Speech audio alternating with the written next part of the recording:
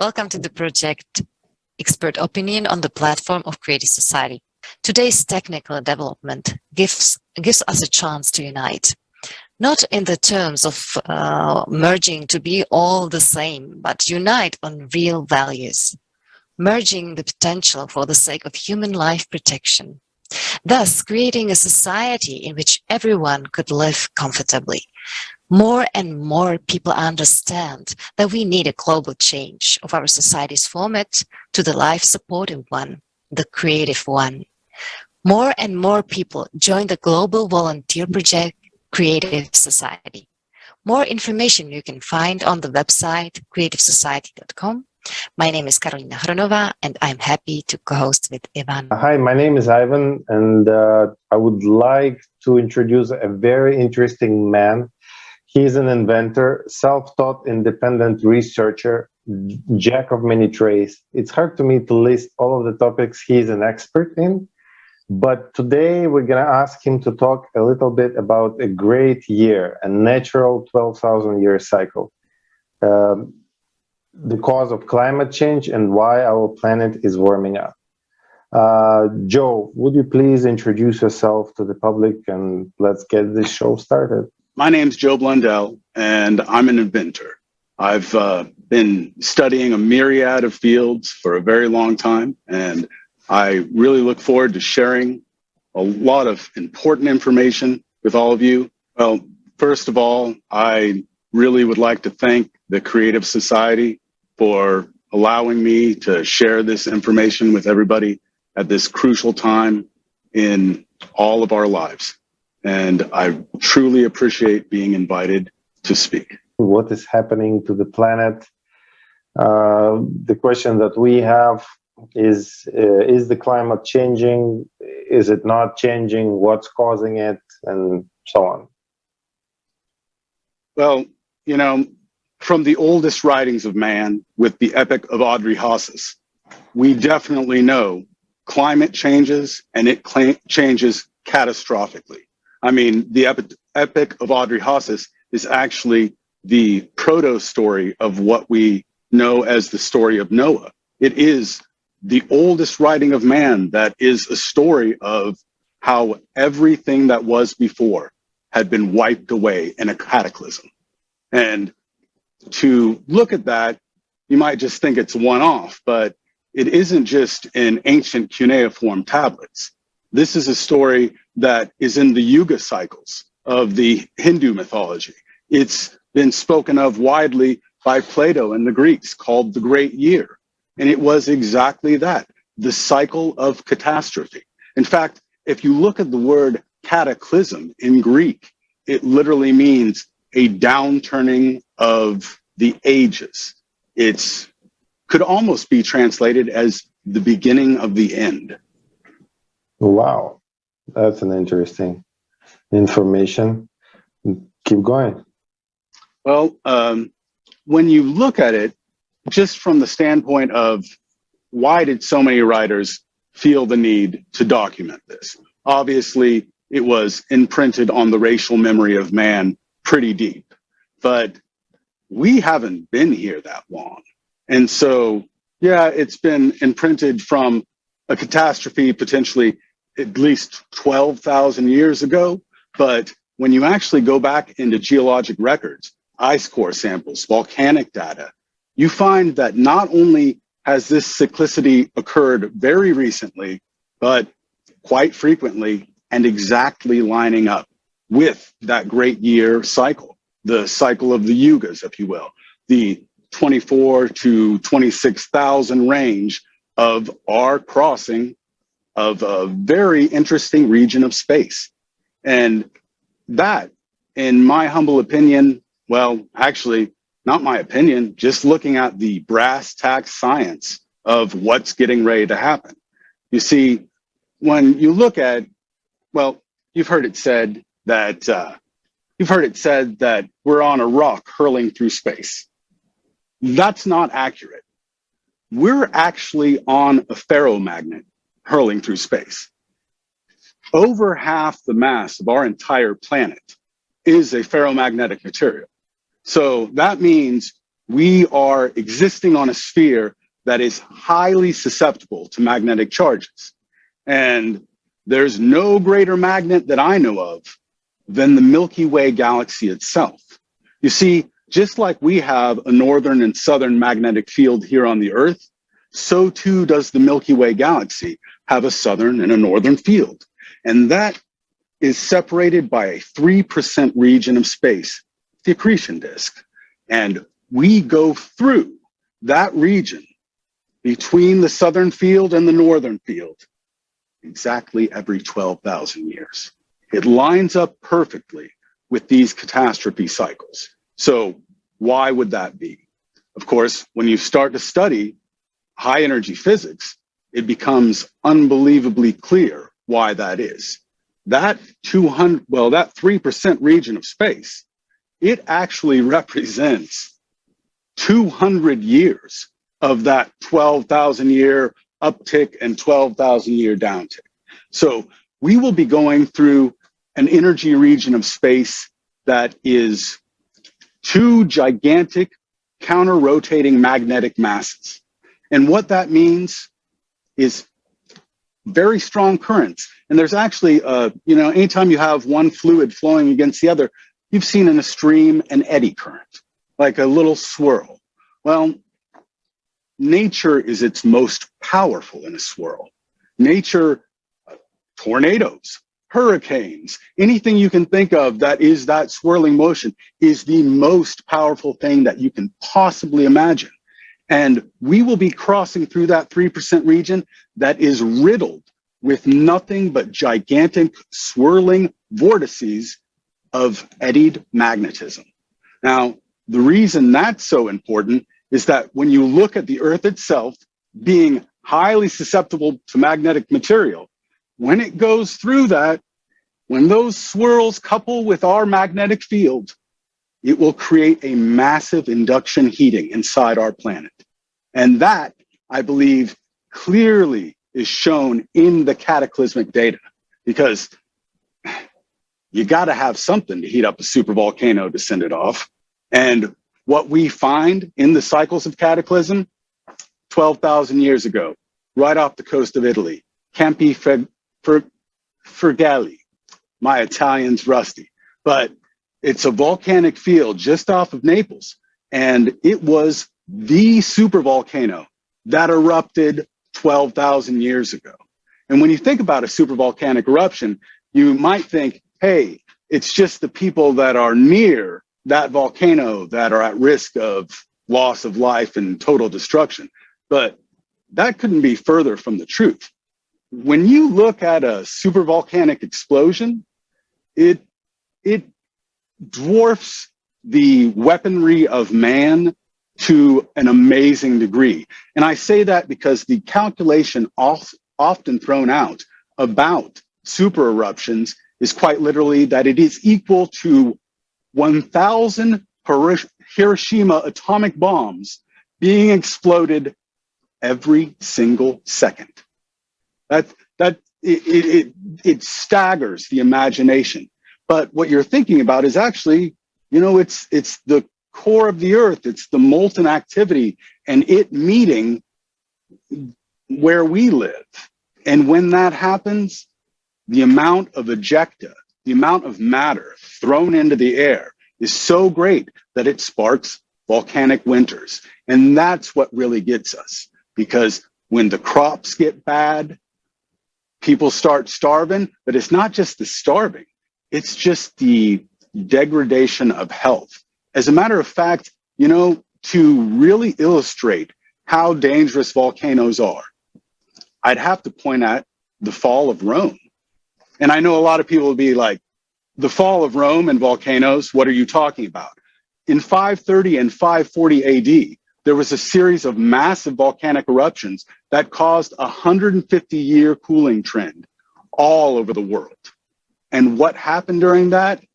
People got hungry, people got sick, and the plague of Justinian set in. And 100 million people in Europe dropped dead in a matter of years. The volcano killed them. They didn't know it. They didn't understand why all the crops failed. But we do now. We understand the exact mechanism that put the nail in the coffin of Rome. And it was a volcano, and not even a supervolcano. So when you go back just a mere 12,000 years, that half great cycle ago, you're looking at a supervolcano that not only disrupted growing conditions around the world, but there used to be exactly where I'm living now was the Clovis culture. And the Clovis culture was from Canada all the way down into Central and South America. The Clovis people ruled the Americas entirely. They hunted mammoths and mastodons and thought that their culture would live forever. And then exactly 1/2 great year ago, a supervolcano put an end to their culture completely. And some people would also point out that it might have not just been a supervolcano. You see, when you cross that 3% region of the accretion disk, there's a lot of material still left there from our formation of our galaxy. And it is riddled with asteroids, meteorites, and things swirling around in those magnetic eddies, just waiting to slam into a body. And so when you start looking at that, why not look to see if there was an impact? And sure enough, exactly 12,000 years ago in Canada, a massive meteor impact also could have very well helped contribute to the unbelievable winter events, but also to the complete destruction of the Clovis culture. And when you think about the destruction of, they were human ancestors, they were humans. But if you just go back a little further, that same volcano that gave them so much trouble is the exact same volcano that exactly 8 great cycles ago wiped the Neanderthals off Earth. That volcano has done a lot in its short time of existence, but hey, it kind of made conditions that gave rise for us. But now that we're here, maybe we can do a little bit better preparation and planning than the Neanderthals did, because things didn't work out too good for them. I would believe that we've begun experiencing the heating, even if we have not yet begun crossing the actual danger zone of the energy. And I say that in the fact that as you approach it, you're still getting, actually, it's kind of nice to hear magnetic domains sometimes, because a lot of people don't really understand the essence of what makes a material magnetic. There are, basically magnetic domains in these ferromagnetic materials that align just like a needle on a compass. Well, we've been traveling, and as we get closer to that field, the field strength increases, and all of that over half the mass in the Earth, all those little bits of metal are pinned real tight together. And so they start to move. And as they start to move, as they get closer to that magnetic field that is much stronger than them, as they begin to move, pinned in that crystal matrix, they create friction and release energy. And that is the primary driver of the heating of not only the planet's climate system, but the core of the planet as well. That's what I believe we really have to, watch out for. That being said, we're not the only ones with a gigantic magnetic field. Our sun has an amazing magnetic field, but our sun also has a very interesting position in this crossing. When you look at what a magnetic eddy does, now it's almost worth bringing up a picture of it, but if you look at the most powerful machines on Earth, every motor runs on electromagnetism, but what most people don't understand is that the largest machines on Earth run on a simple wave oscillation between a north and south magnetic field. That's right.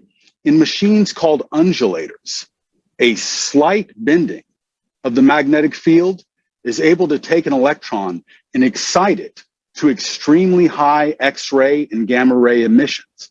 And when this occurs, you're able to do a myriad of things. I mean, this is exactly how experiments are conducted at the Large Hadron Collider in CERN. And quite literally, this technology is 40 years old. Mankind has just now understood exactly the force at play when you get the north and south magnetic field mixing. And the earlier versions of undulators were actually just simply called wigglers because they just wiggled the magnetic motion just a little bit. But when you start to look at the actual physics involved in crossing the accretion disk of the Milky Way, you're actually looking at not a magnetic field that's mixing a little. You're actually looking at a magnetic field that is mixing, well, as two gigantic counter-rotating masses would be.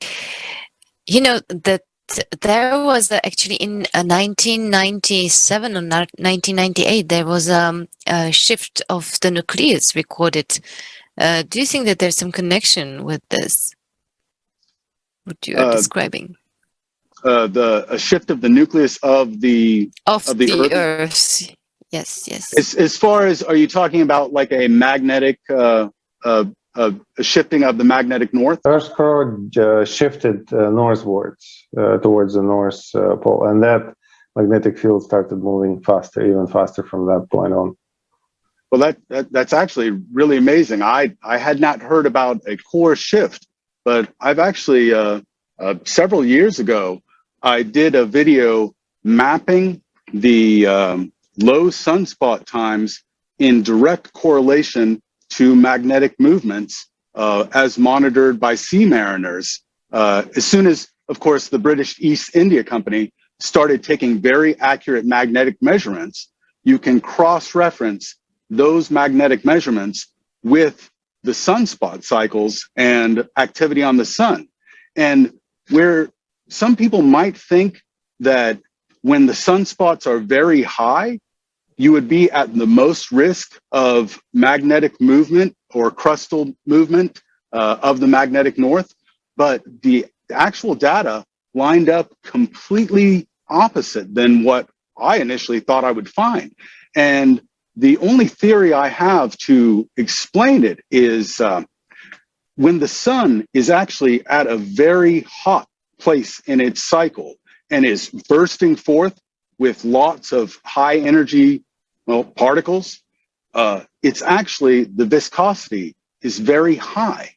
And the best way to illustrate this for everyone to understand is, you've seen when someone takes a pot of boiling water out in the negative 30-degree temperature and throws it up in the air, and then the water just instantly vaporizes and turns to steam. Well, if you did that same experiment with cold water and threw it out in the air, it would just throw out in a big chunk of water. Well, our star is the exact same type of system if you look at its ability to project physical mass. Whenever it's hot and bubbling, supercharged, when those X-rays, or well, X flares, when those X flares occur at a very high temperature region of the star's conduction, it ends up, blasting out a lot of energy, but it essentially dissipates into space, becomes a cloud that could very well heat up our atmosphere over the course of decades. I mean, let's face it, we exist in the atmosphere of the sun. We exist in that energy field. And so when it's doing large ejecta like that, sure, it will have a knock-on effect down the line on the Earth itself.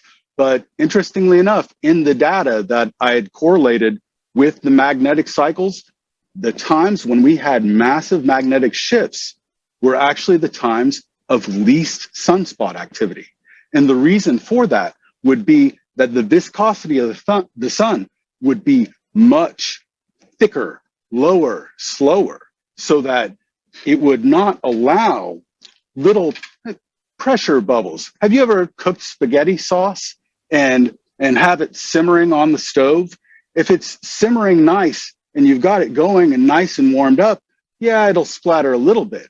But if you just set it on there cold as anything and crank the heat on, you're not going to see a bubble for a little while. Just like the sun, you might not see a sunspot for, oh, hey, it's been several months without a sunspot.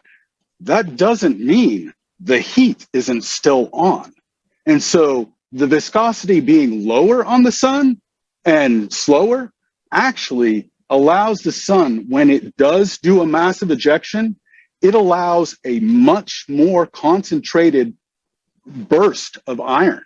And it's at those times, well, shoot, just in 2017, when we had those series of X flares, you got to think that quite literally the sun shot our planet with trillions, quite literally trillions of tons of ionized iron that had to have, well, did have an effect. Massive earthquakes. There was a few, one big 8-point something in South America that occurred just a few days after that last series of X flares. And though a big energy event like that, earthquakes, definitely dangerous and destructive, boy, when you're talking about the potentiality of a cool, more viscous plasma ejecting in a gigantic burst that's been able to build up essentially like a pressure cooker.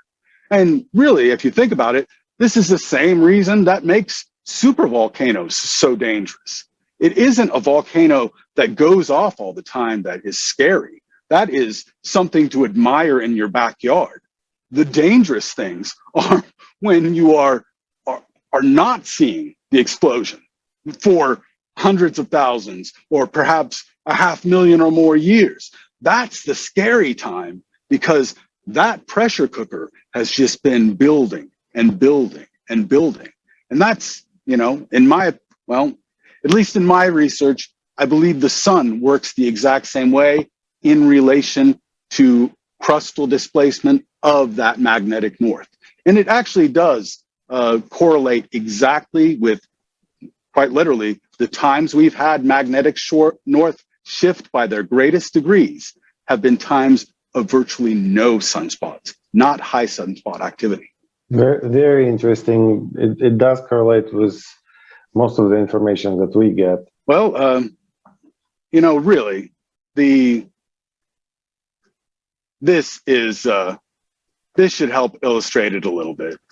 This is just a animation showing two giant counter-rotating masses. What it looks like when you would have something like a northern magnetic field and a southern magnetic field rolling against each other. And it's just simple eddy currents. And when you look at the turbulence induced in just two fields grading across each other, it obviously, it's the swirling and the mixing of magnetic fields that are, well, just like I alluded to earlier with the CERN Large Hadron Collider. You're looking at a machine that functions, that literally gets its high energy X-rays and gamma rays by a slight shift in the magnetic angle. When we're going to be going through that giant dual counter-rotating mass of the magnetic field of the Milky Way itself, we're going to be going through 200 years of that pure turbulence. And that turbulence, yeah, it's going to have the magnetic heating effect on the Earth, but it's also going to excite all the electricity in our system into a higher energy state. And one of the rules in physics is if something can be an emitter, it can also be a receiver. Well, our sun emits plenty of X-rays and gamma rays. And so it's going to be an environment as well that is greatly bombarded with high energy X-rays, high energy gamma, and it will then release those back in proportion to how it was received. So we're really, we face so many issues coming up. I mean, really, we could be facing supervolcanoes, we could be facing asteroid, meteorite impacts, or we could be facing astronomically large solar flares. And, it's something that when you look at something like that, it seems like quite a daunting task to prepare for anything like that. But in reality, even a very harsh volcanic winter, even a massive meteor impact that causes a meteoric winter, like the one that snuffed out the dinosaurs. Well, quite literally, the sun started breaking through almost a year and a half after the major impact. And obviously, many things survived, but the people, the creatures, the times before, nobody's had the ability to prepare like we have. It's really an amazing thing to be coming to this realization where we are. Because if you look, I mean, back with that story of Untapishnu, the flood story, a lot of people don't know this, but obviously he prepared. And not only is there an entire cuneiform tablet about how Untapishnu prepared, but interestingly enough, the curator of the British Museum, a man named Irving Finkel, it was about 5 years ago, was sitting around reading ancient cuneiform texts when he found the plans for the Ark. And I know how that sounds. It's like, what? It's a great book. And there's even a nice speech, a speaking event at the Oriental Institute that he gives, where he talks about going through this process of not only finding the cuneiform tablet that had how to build the Ark, he actually got funding and went and commissioned the Ark to be built. And whereas we all think that, the Ark, a big wooden barge, kind of from our biblical thinking. But as a matter of fact, the type of ship that he used, that was used, was called a coracle, a very common ship built all over the world.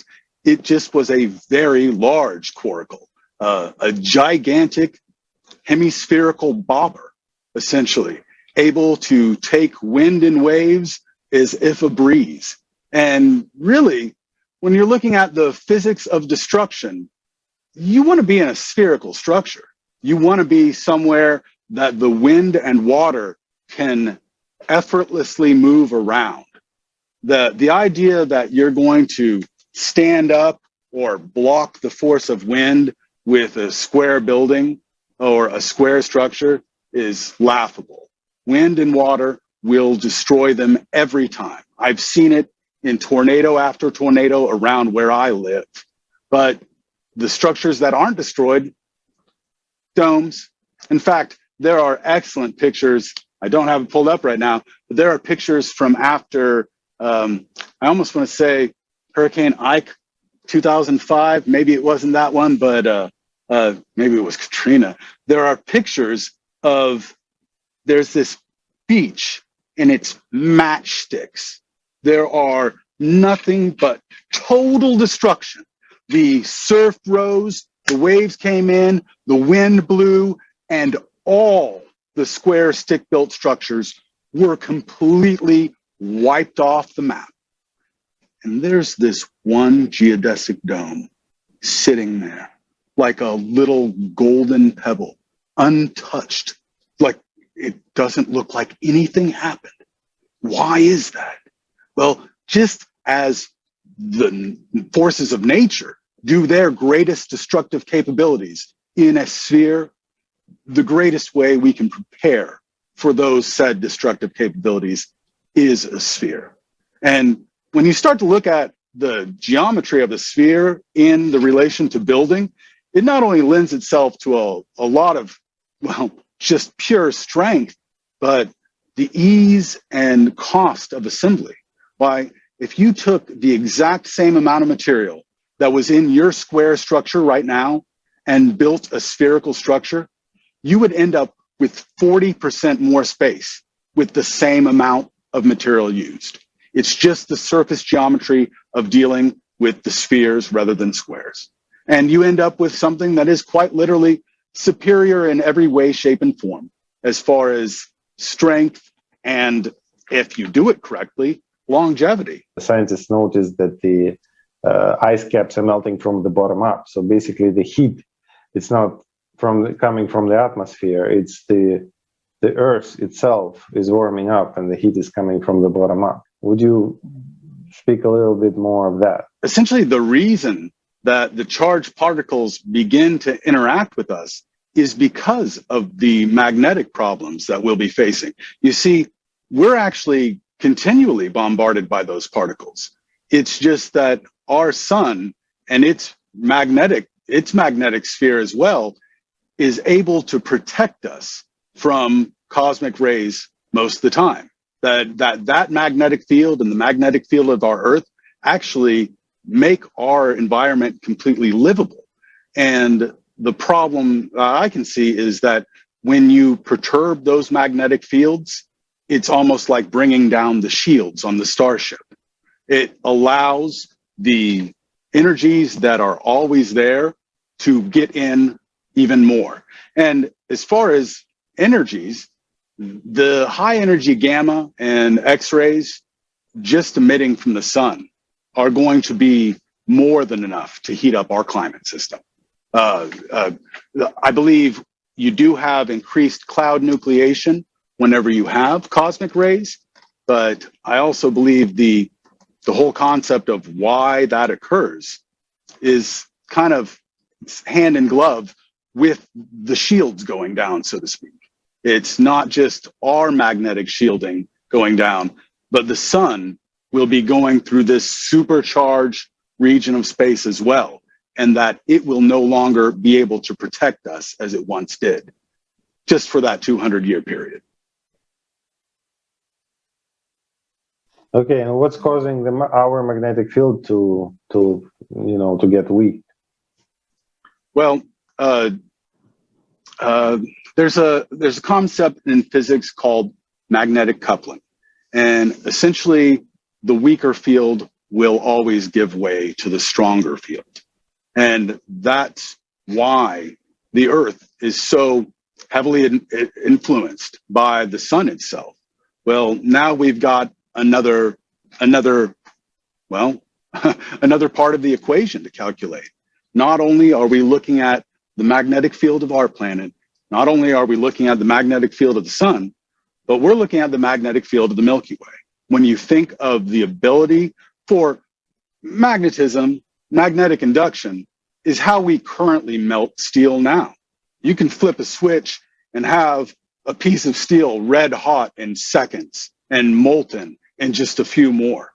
Well, that same type of induction, as we go through a magnetic eddy, over half the mass of our planet is going to be subject to that exact same type of inductive force. So just from that standpoint alone, the availability of supervolcanoes erupting at that time, obviously it's no coincidence. 12,000 years ago, it was Campi Flegrei in Italy. 24,000 years ago, 25,000 was the Tambora in New Zealand. That was another massive volcano that lines up exactly with the cycle. Go back 36,000 years, once again, same supervolcano off Italy, the Campi Flegrei volcanic fields. Then you go back, you don't see anything for the 48,000 range, the 48 to 52,000 year range. You don't see any major eruptions, at least no major land eruptions. That doesn't discount that there couldn't have been some submarine underwater type volcanic event that has been lost to a sea change over time. But I'll tell you what wasn't lost to a sea change: the Canyon Diablo meteor crater. You can go just outside of Winslow, Arizona, and see the most well-preserved meteor impact site on Earth. And to stand at it and look across is breathtaking and a little frightening, because you think that this was a grain of sand. Actually, not even a grain of sand. This was a speck of dust in the cosmic sense. And it had the power to alter the course of an entire world. And wouldn't you know, that meteor hit exactly 2 great cycles ago. So it lines up perfectly with, well, with what we're talking about. And I would be remiss if I didn't mention the king of all recent cyclical disasters. And it occurred exactly 1 great cycle after that 50,000-year impact. And that is the Mount Toba eruption of 75,000 years ago. And to give you an idea of how enormous Toba was and how utterly destructive it was, when it went off, genetic research has been proving, and the theory is that the human populace bottlenecked down to 7,000 to 10,000 people. That's right. In very recent geologic time, exactly 3 great cycles ago, human life on Earth was almost completely extinguished by a supervolcano. We're going to be going through those exact same heating events that our planet went through exactly 3 cycles ago that set off that pressure cooker. And if you look at it, there are a lot of supervolcanoes around the world. In fact, there are 7 supervolcanoes that are constantly monitored and constantly show some level of activity. Though recently there's been a lot more activity, which is cause for pause and maybe actually just a wake-up call. I mean, really, when you think about it, that's it's the greatest threat humankind has ever faced. Like any disaster, anything you can think of, the worst war or famine that you can name pales in comparison to if the pressure cooker, one of the multitude of pressure cookers, happens to go off on the Earth during this period. You talking about Yellowstone right now? Or? Well, Yellowstone is, yes, the number 1 on the list of volcanic supervolcanoes, but there are actually 7 supervolcanoes as categorized by the geological institutes. And I couldn't name them all offhand, but the Campi Fields off of Italy are one. Tambora is still considered a supervolcano, because what you have to understand, you got to understand the geophysics of what makes a supervolcano, rather than a cinder cone or something like that. So essentially, the reason a supervolcano is so unbelievably dangerous is you've got a gigantic magma chamber. And that's where your danger is. See, when you have a cinder cone or a volcano like that, you have a very shallow magma chamber being fed by an external flow of magma. Whereas as a supervolcano, you have a gigantic bulge of magma directly under the volcano. And the danger lies not really in the initial eruption, but the collapse and secondary eruption, because it might just get itself out and start squirting out a little bit. In fact, this is exactly how things like Krakatoa went off. It went off for several weeks, months, in fact. People were starting to come and look at it as an attraction. But as it expended some of its volcanic magma, it then collapsed its caldera in on itself. And what that allowed was all the seawater then came rushing in to that giant pot of magma that was waiting there. And that was the explosion of Krakatoa. That was what traveled around the Earth 7 times. That was the sound that people heard in Sydney, Australia, from what, 3,000, 4,000, 5,000 miles away. It was heard. Like the volcano actually going off wasn't that dangerous. It was when it collapsed back into its own well of magma. That's when you get all that energy then is released in mass. And obviously, if you're near water, the supervolcanoes near water are obviously more dangerous, because if the calderas collapse in and then the ocean comes running in, then you've really set off the bomb.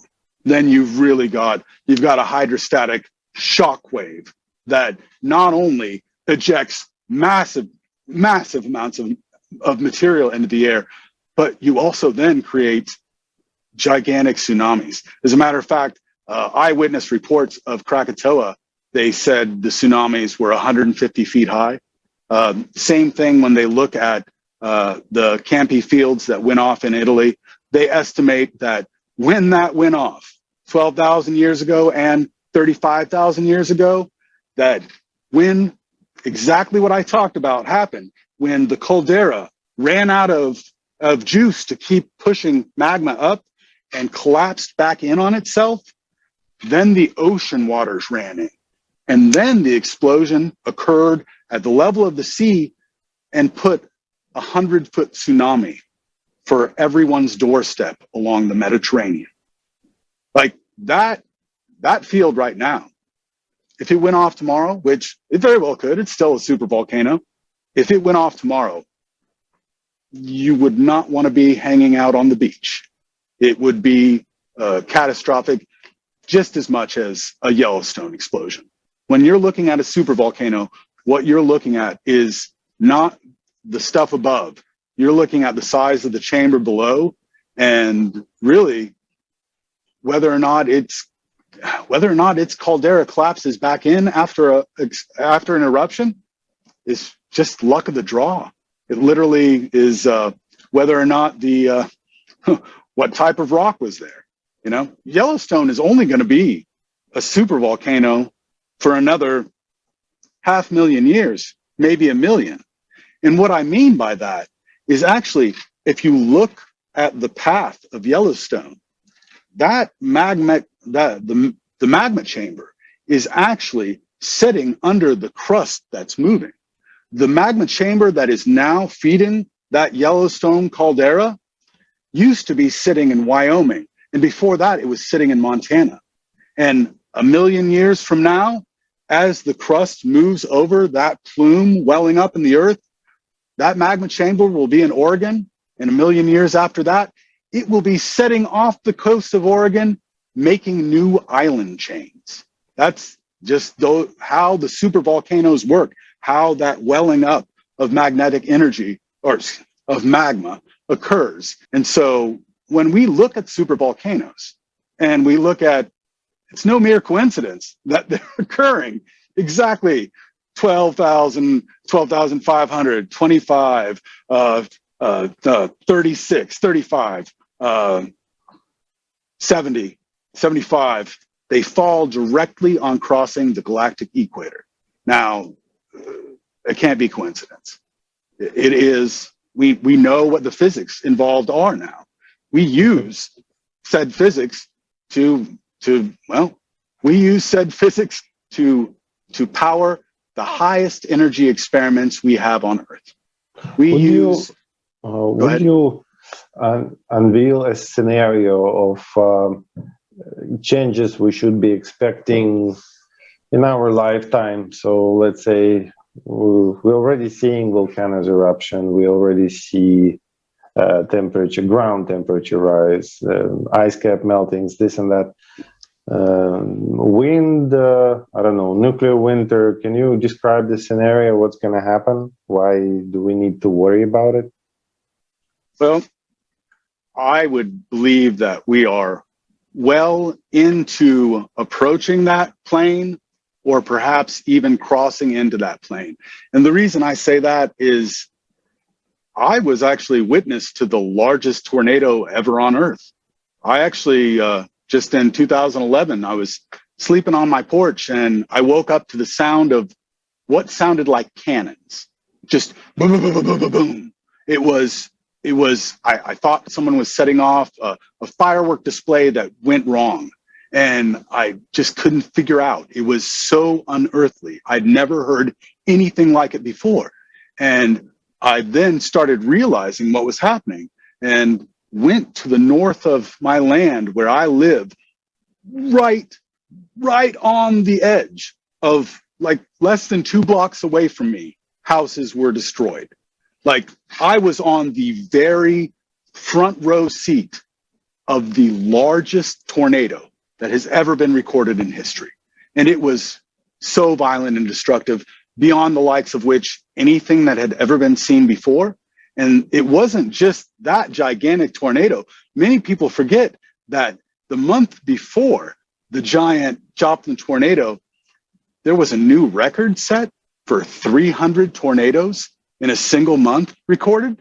It just blew the doors off any record before it. Well, there's obviously something that's changed. I mean, if that was something that was just a normal function of the atmosphere, we would see a slow logarithmic rise and fall of tornado numbers. We wouldn't just start seeing jumps in the number and intensity of these tornadoes. And so you almost have to attribute it to some external factor. And there's no better factor for heating of the earth. The danger, of course, lies with the magnetism of our material, but the heating of our atmosphere, that's magnetically coupled with the sun. So as the sun starts receiving more energy, more cosmic rays approaching that area of the galactic equator, it will begin to emit more high energy rays itself. That will affect our planet. As far as I think what you'll see and what you've already seen, as a matter of fact, I watch the Weather Channel all the time. No, I don't watch the Weather Channel. That's not accurate. I watch radars. I watch radars all the time. It's actually one of my favorite things. And I have noticed in my couple of decades I've been watching the radar. You can go on there sometimes and see now the most insane oscillations of the jet stream. And, well, exactly what happened in Vancouver a couple of days ago. You would have a massive weather event, the likes of which they're not used to, that floods the entire city and cuts them off from the rest of Canada. And you're looking and you look at what happened, and it is quite literally, whereas we normally see this nice smooth oscillation, which of course is bound to the electrical systems of our sun, that smooth oscillation has been perturbed very recently to a much more chaotic up and down oscillation of that jet stream, which that's exactly how you get massive weather events. It's the mixing of the upper pressure and low pressure. That's exactly how you make famines in one area and floods in another. And we're seeing it now. It's some people might say, oh, it's just because there's more reporting. No, there's been plenty of reporting on tornadoes in America for the past couple hundred years. They've been doing a good job keeping track of a lot of information for a very long time. We are seeing a physical spike. We're seeing an increased number of storms, an increase in the intensity of storms. And there's no other way of saying it, but it has to be the universe doing it. If it was mankind doing it, then it would have been proportional to how much we were adding. You would see a logarithmic rise in everything. You wouldn't see the massive jumps that we've seen. And the only way you can account for a massive jump in energy is if you actually enter a much higher energy region of space. Yeah, that's really alarming. Right. We are just really coming into tough times. What is your opinion? Why this is not being presented to people? I believe mankind, and especially the scientific community right now, is suffering from a massive amount of groupthink.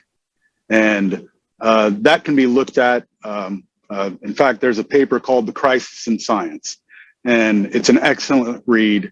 And what it shows is that a very large portion of scientific research that's been conducted in the last 20 years has not been replicatable.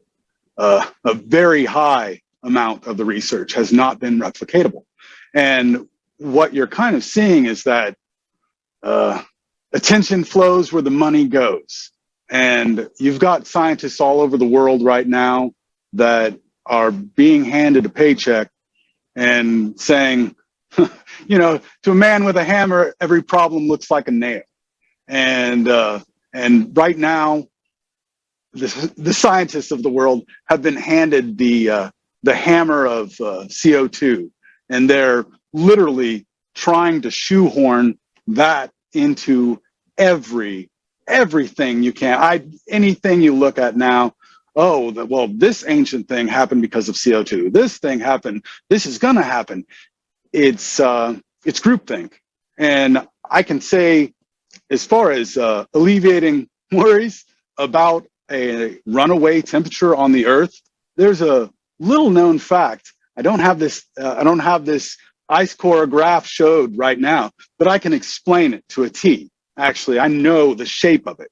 So if you look exactly 55 million years ago, I know it seems like a long time. We're talking about the Eocene period. That period of the Earth, the Eocene, was quite literally when we had life from the bottom to the top. We had plants and animals living everywhere, from pole to pole. Everything, the water in Antarctica was about 78 degrees Fahrenheit, and the water at the Arctic was about 78 degrees Fahrenheit. And that was when we had 4,000 parts per million of CO2. 4,000. That's 10 times more than we have now. And when CO2 was 10 times more than we have now, was the most lush environment for life to flourish on Earth. Plants breathe CO2. We're all carbon-based life forms. The idea that CO2 would cause just a total destruction is laughable. But when you follow back from the Eocene with that 4,000 parts per million of CO2, you see the gradual dropping of CO2 and the gradual dropping of temperatures as well. You're not actually seeing dropping of temperatures, so to speak. You are, but it's not related to the CO2.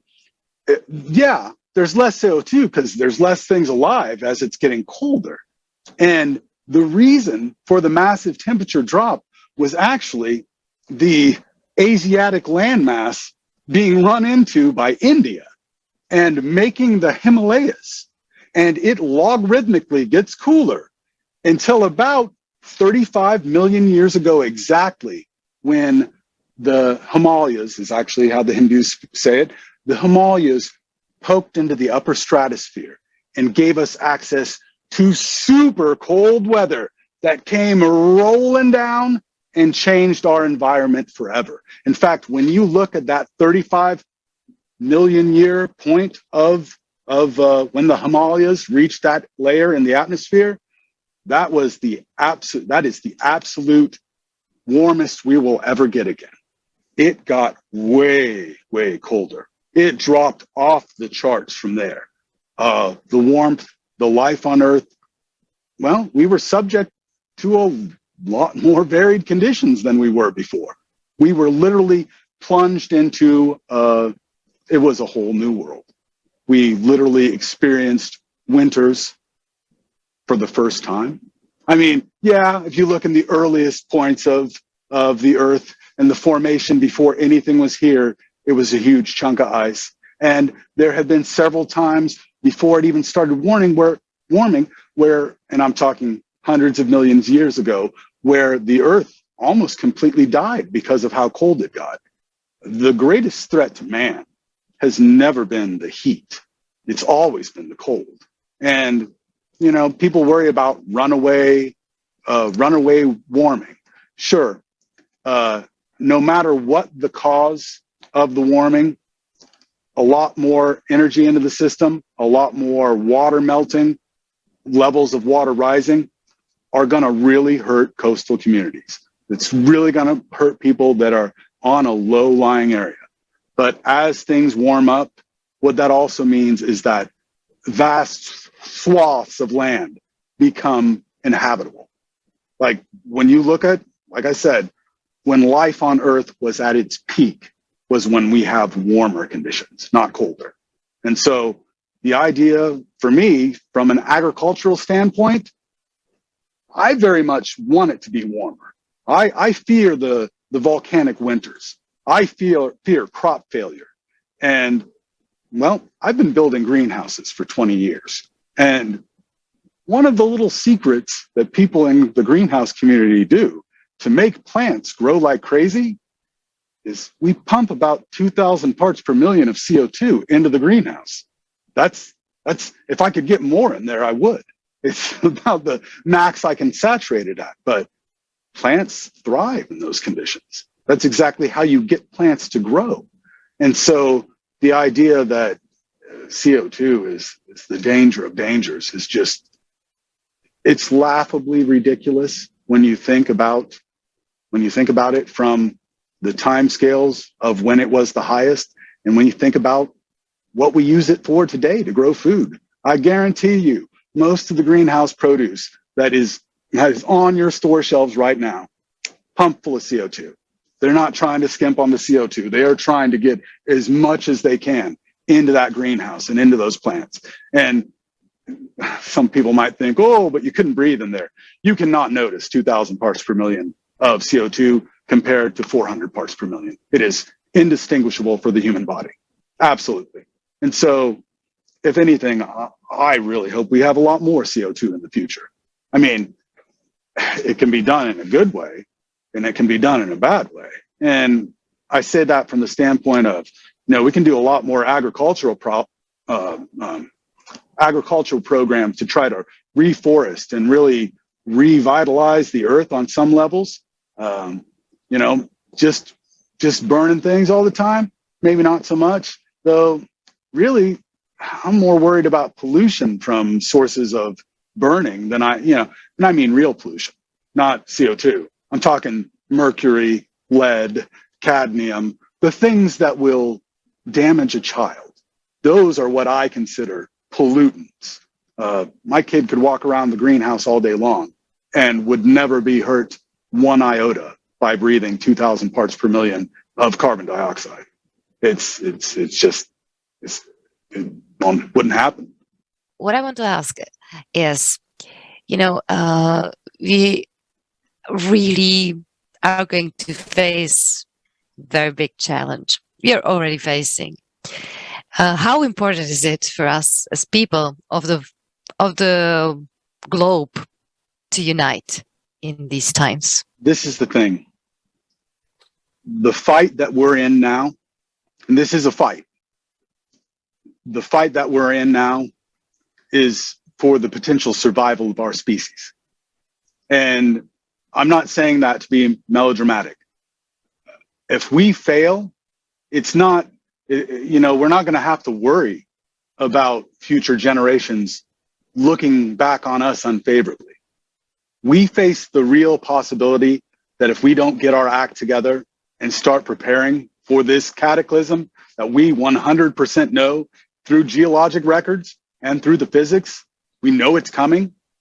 If we don't begin to prepare for it, we face the very real possibility of extinguishing human life on the earth. A supervolcano is quite capable of completely taking a species out. It took out the Clovis culture 12,000 years ago, and the same volcano took out the Neanderthals 200,000 years ago. I mean, we were almost not the dominant hominids on the earth. We could have been the back seat or even wiped out by them. But the Neanderthals did not prepare for their cataclysm. And when it came, they're gone. Along with, 12,000 years ago, mammoths, mastodons, and the Clovis culture, gone. Never coming back. They're all gone. And so we're looking at preparing to survive. And I say, if we come together correctly, If we really put our hearts and our minds to the task of preparing correctly, then we could not only survive what's coming, we could be the first species on this nice little blue marble to thrive through the next cyclical destruction. Mankind right now is essentially an engine that isn't firing on all cylinders. Because when people don't have food, water, and shelter, they don't have time for being creative. They don't have time to think about inventing. They don't have time to even prepare. If they're just barely making ends meet, that's no level of preparation. And if we but get the least among us to that basic level, just food, water, and shelter, then it gives mankind a chance to utilize our full potential. Because in reality, everyone is a genius in waiting. Everyone's a Tesla, just waiting to have the time and the space to be able to create. That's, if you want to look at it from a psychological term, they call it Maslow's hierarchy of needs. If you do not have your food, water, and shelter, your brain does not use the prefrontal cortex to plan for the future, to imagine what could be. It literally is shut off because you are in survival mode. And when humankind is in survival mode, all we do is survive. From month to month, from paycheck to paycheck, from maybe catastrophe to catastrophe, just barely scraping out a living, eking by. I think we're ready for more. I think that we've reached a point in our maturity where we could start coming together. And I'm not saying, oh, the government's going to come together. No, we as people can start coming together and really making a massive headway towards the goal of food, water, and shelter for every man, woman, and child. And I believe that it is done through, how do you build a better future? You build a better future. It's not hard concept to understand. In order for you to have a civilization to hand down to your children, in order for you to have something to give them, you have to first build it. And we're still not at that phase yet. Everybody is kind of stuck in the individual. We're going to have to come together. And interestingly enough, even saying that out loud makes me think of, Plato, when he was writing about the great years. It wasn't actually his knowledge. It was a lawmaker named Solon that spoke to Plato that he had went to Egypt. The word Egypt, of course, in the ancient word is chem, where we get the modern word chemistry. So Solon had went to Egypt and heard the stories of the cataclysmic cycles and relayed them back to Plato. And the way that Solon described the cataclysm was this. He said, there's the ascending 12,000 years and there's the descending 12,000 years. And in the descending, it's the breaking apart of our unity. And it is more and more division. And it's ruled by the god of hate.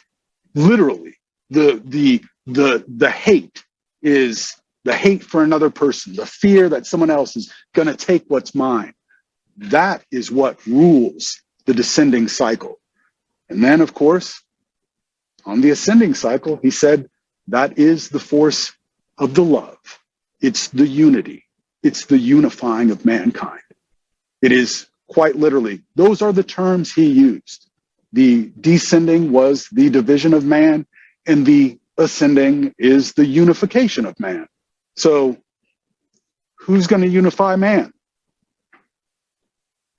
Maybe that's us right now. Maybe that's our job. Because if we wait around forever for someone else to do it, for someone else to build a better future for me and my children, man, I'm going to be waiting a long time. Because everybody's still, at least the governments of the world, me, mine, this is yours, no. You know what? If you think about it, just for a second, we're so much more powerful than the governments of the world. I mean, they're living really off the scraps from our table. Like, even as bad as taxes are, if you think about it just for a second, they're subsisting off of our scraps. We still have the bulk of production power. We still have the bulk of ingenuity. Oh my goodness. We still have the vast resource of creativity that we can tap into when we get everybody unified towards a goal. And I can think of no better goal than preparing for a disaster really does you twofold good. As a matter of fact, if you think about being prepared, there's only one way you can be prepared. You have to live prepared all the time. You have to be in a state of total preparedness. It doesn't mean like you're scared or worried about things. In fact, far from it. You're at a much greater level of calmness when you know that you've got everything taken care of. And along that idea of preparedness, when you really stop and think about it, you're not safe in a world unless your neighbor is also prepared. And so that's really a good incentive to start unifying, not just with everybody on the planet, but with the neighbors around you. Start a community greenhouse. Start building greenhouses in each other's backyards. I'm looking forward to building one for my neighbor to the left, my neighbor to the right. And then after that, the house over and the house over. I'm just going to keep doing that. That's the only way I'm going to be safe. That's the only way I'm going to be able to protect my family. Let's face it, if the shooting starts, me in this wheelchair ain't doing good. So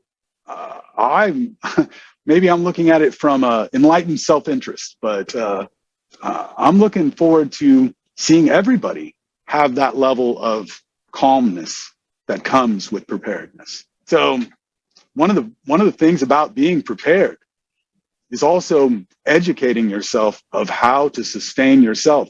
And I realize that might be really difficult inside a city, but there are plenty, actually, I said that, but there are plenty of resources where you can look up the growing of microgreens, the setting up of indoor hydroponics, indoor lighting systems, where you could actually have very high yields in a very small space. This is a very, very interesting topic, and definitely there are many ways what to do, or many things what we can do to get prepared, to get united.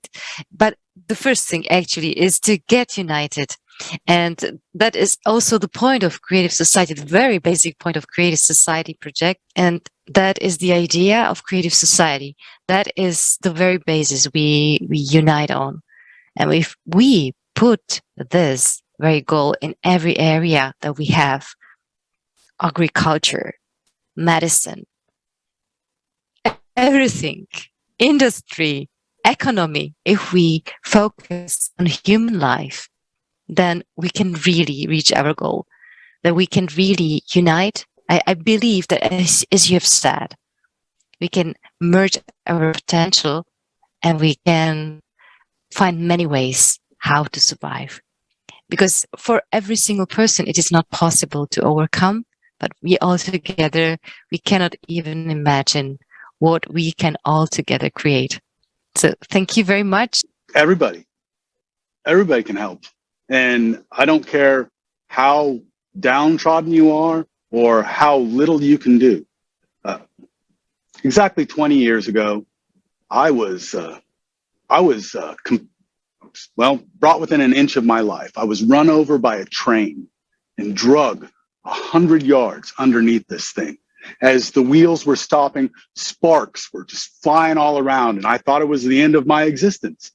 And when the train stopped and I was laying there, emergency workers came to get me out, and they were just surprised to see I was alive and said, "Hey, we're going to get you out of there."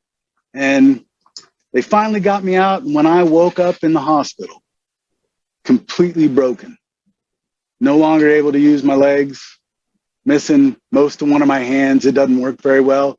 So I'm literally, for all intents and purposes, I've been doing everything I'm doing now I've been doing with a single hand.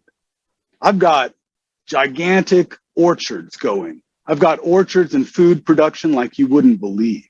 I've been making greenhouses. I've been building sustainable means of food, water, and shelter for a myriad of people.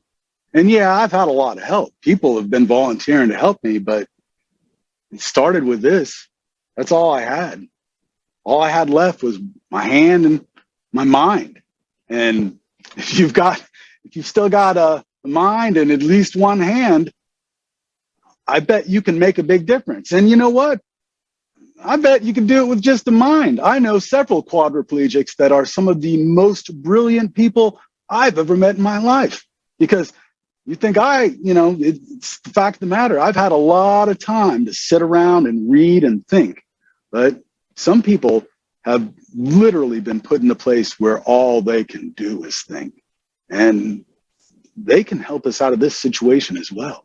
That if you think about it, no matter how sick you are, no matter how tired you are, no matter how poor you are, you can always raise that level of your own abundance around you.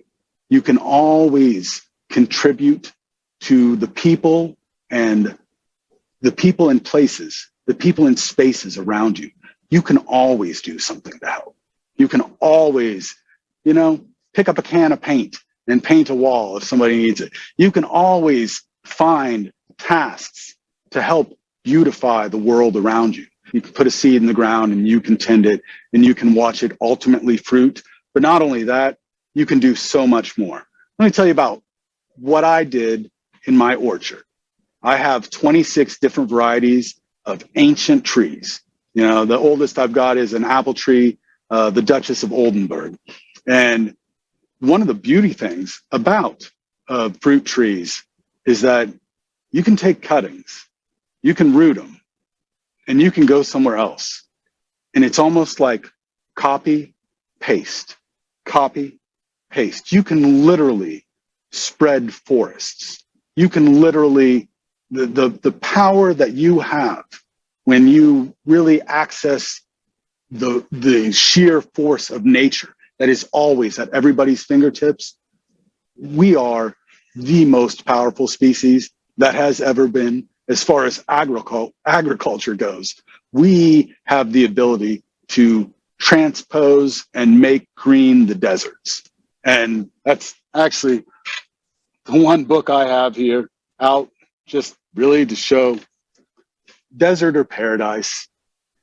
And that's really the question. Do we want to see a beautiful oasis that we can all live together in? Or do we want to see everything turn to dust? Because we get to choose. It's at our fingertips. We have the power. I've studied a myriad of things, and I have to say it's fun. I love learning, and I love sharing, and I'm really looking forward to seeing what comes of everything and what comes next. I'll be really looking forward to building your greenhouse with you. That is something that I'll start. How big do you want it? 1,000, 2,000, 3,000 square foot? I bet that's you could use a 3,000 square foot greenhouse. Thank you all so very much for having me. Once again, from the bottom of my heart, the Creative Society and everybody involved, thank you so much for helping spread this message. Because the fact of the matter is, we are all in this together, whether people realize it or not. And what you're doing, I believe, is part of that ascending part of the cycle. You're being a force of unification, and that is absolutely what we need now, more than anything. So thank you for doing what you do, and I'm so glad you found me, and I look forward to participating in and brainstorming and getting to know all of you better in the future. I really do. And just all my love. May you and yours be blessed with peace, happiness, and safety from this day forevermore. Really Very inspiring sharing. Thank you for what you do, that you're open, that you want to share your knowledge with actually all the humanity. We are very honored to have to go through this opportunity, to go through this experience, the wonderful interview with you. It was very enriching. And I would like to also tell everybody, all our friends, our viewers, that the project Creative Society is open to everyone. It is the project of the whole humanity. And you're very welcome to join us on the website creativesociety.com. And as our future, as you have said, Joe, the ascending part is all our responsibility. Let's join together. Let's do it together. Thank you very much. We hear reassuring speeches that if we do away with fossil fuels, the temperature increase can be kept within 1.5 degrees for the next 100 years. Unfortunately, we don't have that time. The truth is that humanity doesn't even have 10 years to spare. And right now, we can't influence the true causes of climate change. After all, the reason for that lie in 12,000-year cycle of catastrophes caused by galactic interactions. Do you have an idea how serious this is?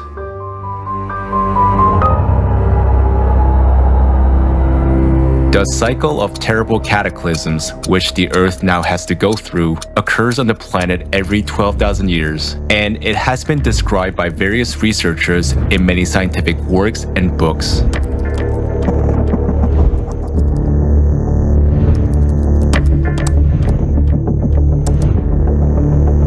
The Earth's core creates a magnetic field. The Earth's magnetic poles are movable. Their sudden shift is called geomagnetic excursion. And note in which time intervals such excursions took place over the last 120,000 years. The interval between them is approximately 12 to 13,000 years. It is shocking that at the same time, there were sharp rises in world sea level, glaciation, and the strongest volcanic eruptions. Each time during such excursions, the magnetic field of the Earth became 8 to 10 times weaker, and this led to an increase in the flux of cosmic radiation. Modern science cannot explain why geomagnetic excursions coincide with dramatic climate change and glaciations. At the end of 20th century, Hartmut Heinrich did a great study. He collected data on the bottom sediment of seas, lakes, and rivers. And using them, he reconstructed all the dramatic temperature changes over the past 100,000 years. These changes were called Heinrich events. Each such cycle corresponds to a short period of glaciation, preceded by a sharp warming of the planet by 8 to 10 degrees Celsius. Dating the Heinrich events, Sidney Hemming in 2004 published her version of the periodicity of the abrupt temperature changes, where the events of the 12,000-year cycle clearly stand out. Geologists have also studied organic material from sediments over the past 75,000 years, which indicate the periodicity of the melting of massive glaciers. Douglas Vogt, geologist, has analyzed the carbon-14 dating of sediments and listed the works supporting this glaciation in his book. The data obtained irrefutably prove that glacial periods have cyclicity of about 12,000 years. It is known that over the past 100,000 years, as a result of melting glaciers, the level of the world's ocean has changed dramatically by 20 to 50 meters many times. This was reflected in the sediment of marine flooding. And also geologists recorded that over the past 2 million years, simultaneously with the glacial periods and polar inversions, there was an increase in volcanic activity. Another proof of the 12,000-year cycle was the eruption of the Toba volcano 72 to 74,000 years ago. It was one of the strongest eruptions on Earth in the past 25 million years. Archaeologists believe that across the whole planet, only 2 to 10,000 people survived in this catastrophe, and that humanity passed through a so-called bottleneck. In other words, it was one step away from extinction. The most destructive volcanic eruption in history, which occurred in other 12 millennial cycles, were the eruption of Phlegraean Fields, Taupo volcano in New Zealand, Lake volcano in Europe, Mount Vesuvius, Santorini, Ira, and many others. Such is a cycle of 12,000-year cataclysm in its apogee. And this time, it will be stronger than usual because it falls on a difficult period of time when a very sick planet, which we ecologically tormented, is added to a 24,000-year cycle. We have already faced a ruthless enemy that is destroying us. We have no time to continue staying idle, as the synchronization and cascade of the ongoing cataclysms is growing inexorably. We need to find a solution on how to put up a defense against our only external enemy. The enemy is strong, therefore all the power of uniting 8 billion people is needed. We need to use all our scientific potential, but this is impossible in the format of consumer society we have now. Today, science serves private capital, not the salvation of humankind.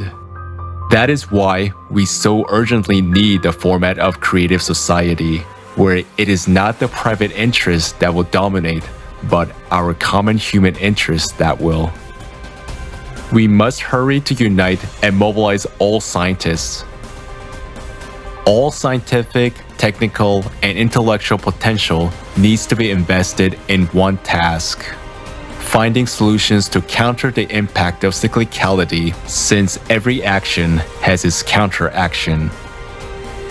We will be able to find a solution to avoiding climate collapse and to humankind survival only when all of humanity consolidates. The choice is up to us. It's up to each one of us. It's up to you.